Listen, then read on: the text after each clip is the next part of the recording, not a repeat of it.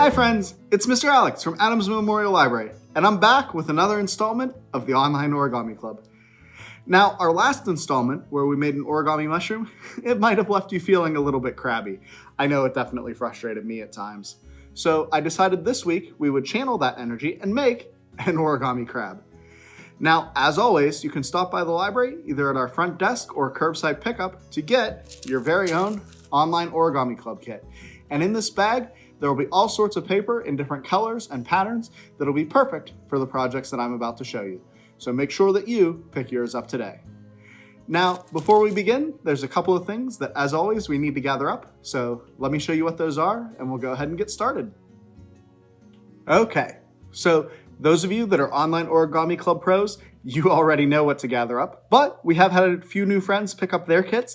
So let's take a quick refresh of what we're going to need for our origami project. We're going to need a practice sheet of paper, and this can be anything. It can be notebook paper, construction paper, whatever you have at home. I happen to have this piece of origami paper.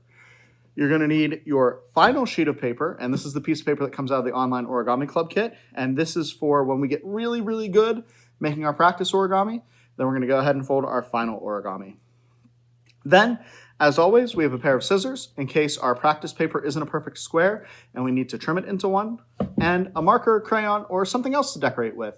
And as usual, I'm not going to decorate on the origami paper because it doesn't work with the markers very well, but if you have a different kind of paper at home and you want to make your origami extra special, then this is the perfect way to do so. So go ahead, gather all of that up, and then we will go ahead and get started folding our origami crab. Okay. So in order to make our origami crab, the first thing that we're going to do is we're going to take our paper, and we're going to take the side with the pattern that we want on our crab, and we're going to flip it face down on the table. Then we're going to take and we're going to fold our paper up, and you can already see I have a crease line here. We're going to fold our paper up to the top in half and make sure that those lines match up perfectly, giving it a nice sharp crease around the bottom. Now, it's important that we keep our crease here at the bottom of our fold because that's going to be important for the next step. Then we're going to take and we're going to fold our paper in half one more time, folding it over like this, and again trying to keep it as even as possible. So once we do that, we're going to have something that looks like this. And at that point, we're going to create a couple of triangles. In order to do that, we're going to take the first layer of our origami paper here, and we're going to separate it from the rest of our project. And we're going to fold it over into a triangle shape using this corner here as the focal point. So we'll go ahead and open it up like this and fold so that it looks just like this. And then at that point, we can crease it and finalize that triangle there. So that will have a fold that looks something like this. Now we need to flip our project over and repeat the exact same thing on the other side.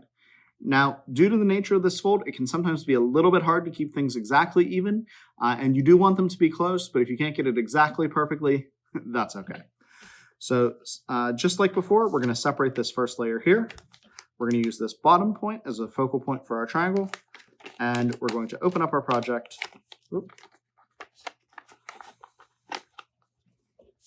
And fold it into a triangle.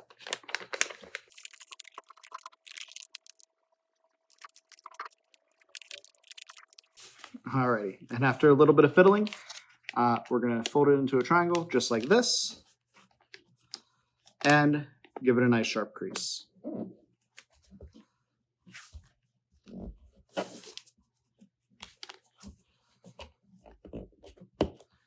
Alrighty, so at this point, we have a triangle on this side and a triangle on this side. So what we're going to do is we are now going to create our crab's pincers. And in order to do this, we are going to actually fold under. It's really important that you fold your project under because if you fold it over like this, then it's not going to look quite right whenever you finish the project. So what we're going to do is we're going to take each side of our top triangle and we're going to fold it under right along the line so that it makes a point at the bottom. So we'll fold it back, and it's going to create something that looks like this. Then we're going to go ahead and we're going to repeat on the other side, making sure to tuck it under and fold right to that center point.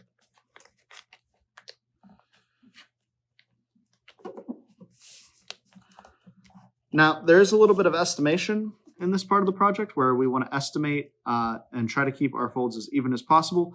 You can see that this side of the pincer is over a little further than this side of the pincer on mine, but you just want to get it as close as you can. So sometimes you want to refold and make it exactly the way that you want it. But once you've got a pretty good fold for your crab's pincers, I'm pretty happy with this one here, then we are ready to make the bottom legs of our crab. So to do that, we're going to flip this part of our project over, and then we are going to go ahead and fold the bottom of our triangle up a little bit less than halfway and make a nice sharp crease at the bottom.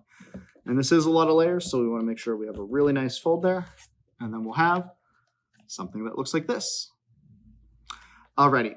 So for the last fold of our crab, we're going to make its legs. And to do this, we're going to take our flaps here and we are going to fold them down using this center fold here. You'll see there's a little bit of a line where we folded the paper in half earlier.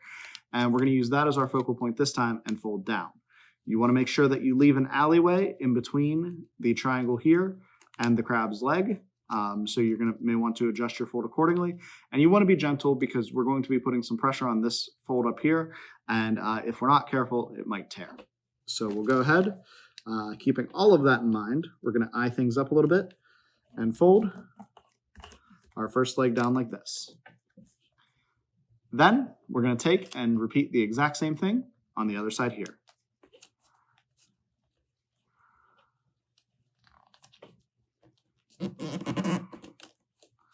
And once again, there is a little bit of estimation involved because we do still want to go to that center point, but we want to try to make our folds relatively even so that our crab's legs are relatively evenly spaced out. And once we do that, we can flip it back over to the front and ta-da, we have an origami crab. And I think this looks pretty great. Now, don't forget, you can keep practicing with your practice paper until you get really, really good at it. As you can see with making the triangles, even this one, a lot easier than our mushroom, but still took me a few tries. So keep on practicing, and when you're ready, get your final sheet of origami paper and make your final origami crab. I'll show you what mine looks like at the end of the video. And don't forget, you can also, for your practice origami, get your marker, crayon, or other decorating supplies. You can give your crab some eyes or other features. Maybe you want to decorate its pincers or legs and make it extra special. So go ahead and do all of that, and I'll show you what my final crab looks like at the end of the video. Alrighty, and after lots and lots of practice, I took my final sheet of Origami Club paper and I made this crabby crustacean friend here. I think they turned out great, just like the last one that we made. Now, as always, I would love to see pictures of your origami crab, so make sure you send them on over to kids@adamslib.org. And be sure to follow us on social media, on Facebook, Twitter, Instagram, and YouTube to get all sorts of updates, not only about the Online Origami Club, but also about the other great programs that we're doing at the library. And as always, happy crafting!